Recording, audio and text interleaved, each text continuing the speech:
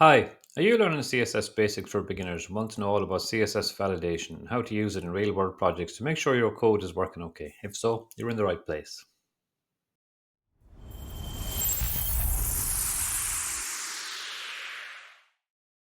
Hi, Martin here from MDP Web Development. Today we'll be working on a project that we'll use as a reference project throughout the Web Development for Beginners playlist. Don't forget to check out the playlist from the start to get a better understanding of HTML and our reference project. It's updated each week with new videos. Be sure to stick around to the end to see how to get the project files on GitHub to use throughout this playlist. I'll link to important videos there also. There's a link in the description down below to the GitHub repository where all the source code is. Let's get started. Before we go on, be sure to watch the Visual Studio Code Editor video. It explains how to get and set up VS Code for use in the Web Development for Beginners playlist. And also watch the video on creating your first web page. I'll link to them in the description below. Here's a summary to get you started. First, create a folder on your desktop and call it Reference Project. Next, download and install Visual Studio Code Editor for your operating system from the link in the description. Open VS Code, then open this folder and create a new file called index.html.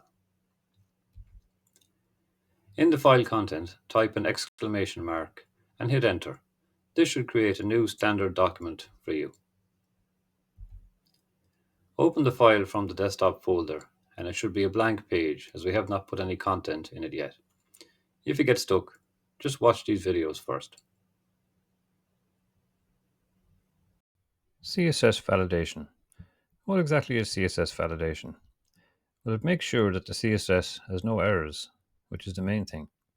It also checks if CSS complies to CSS standards set by many worldwide consortiums. All CSS elements are checked for valid format. We can avoid errors and confusing code like this. Why is it needed?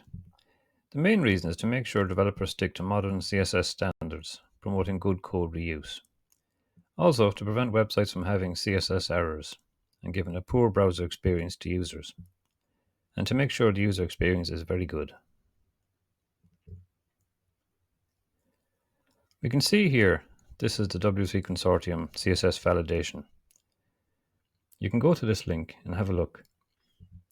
Like in the HTML validator, we can validate by direct input or by URI, pasting the URL to the website you want. File upload if you have your HTML CSS file there, or paste it straight into it. Hi, before we move on, please don't forget to like, share, comment and subscribe so you don't miss out on any upcoming videos. Thank you. So now we're going to open Visual Studio Code and our project and a browser window on the right to preview our project. It's going to go to our desktop and double click on Visual Studio Code. Then we're going to go to the Explorer view and open folder. And mine is on the desktop, so I'm going to go Desktop, Reference Project, select Folder. And here we can see we have our HTML file. If we open the browser view, we can see the reference project folder and the index.html file we created. Now to see the browser window on the right, if you have the live server extension installed, you'll see Go Live button down here on the bottom. And if you haven't, you just have to go out to your desktop, open the folder, and click on the index.html file. So once you've clicked on that file, we're just going to click this Go Live button here.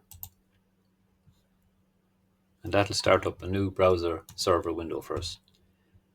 So a handy shortcut for Windows to put something on the left and right is to press the Windows key and then right or left arrow and release the Windows key. Then select the one you want on the left or right. So I'll close this panel. So another handy shortcut for Windows is the zoom key. If you press CTRL, then the plus to zoom in and negative to zoom out. So we can see here we have our Windows browser on the right.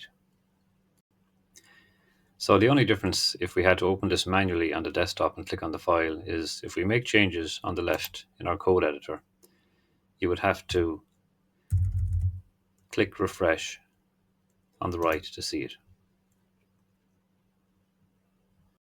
So let's go ahead and validate the CSS we've created so far in our project.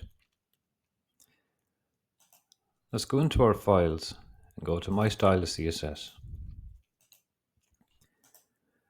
Let's go CTRL and A and CTRL and C for copy all our CSS. We can see here on the Web Development Reference Project, if we scroll down to our CSS reference section, we've already created a handy link here for W3 CSS Validator. So let's click on that and go into it. Now, here we are. So today I'm going to put it in directly into the CSS Validator. So I'm going to click on by direct input here and then just paste in CTRL and V or CSS and click check. Oh, brilliant. Congratulations, no errors found. That means our CSS is good to go. There's no errors like missing brackets or wrong items. So just to see now, let's actually introduce an error. We'll say our body tag was missing at the start. And see, will this validator pick up our check? Let's click check again. Oh, there we see the error. Sorry, we found the following errors. So we can see here, it says parse error, font family, parse error, font style, color, font size. We can tell by looking at this that this entire block has failed, and we can tell because we created it ourselves. Well, this is at the top of the page where all our fonts are set, so we can go back and correct it. So let's say we went back and we put back in our curly bracket. Into body, we can click check again. Brilliant, our error is fixed. This is very handy to make sure our CSS is fine for the web, and for ourselves too, to help us debug issues and see why something doesn't work and how to fix it. How cool is that? So to get the files used in this example, the HTML reference project, just go to the GitHub link that's down in the description of this video. You can have a look at it here. So a GitHub repository is just a location on the internet hosted by a company called Git that most developers like to share or store their code in, either for their own use or to share with other developers.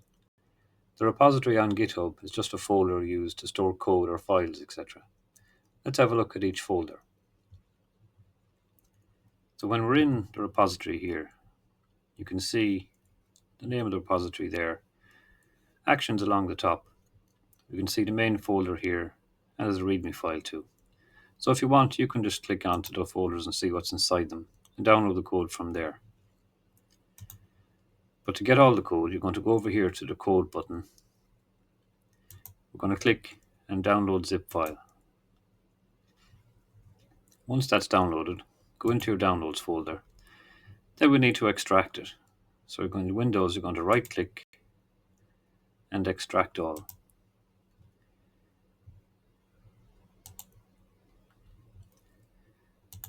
Now let's just have a look at these files in VS Code. So we're going to go to our desktop. We're going to open up Visual Studio Code. And now we're going to open the folder that we just extracted. Open folder on the left. And we're going to go to Downloads. And here we are. And you can see here on the Explorer view on the left, there's the folder we can click to expand. And here's the reference project folder. And here's the HTML file, so we'll click on that, and there's the code. You can use this for reference or to rebuild your project if something goes wrong. Hi, I hope you found this video helpful. If so, please like, share, comment and subscribe so you don't miss out on any upcoming videos in the Web Development for Beginners playlist. See you next time.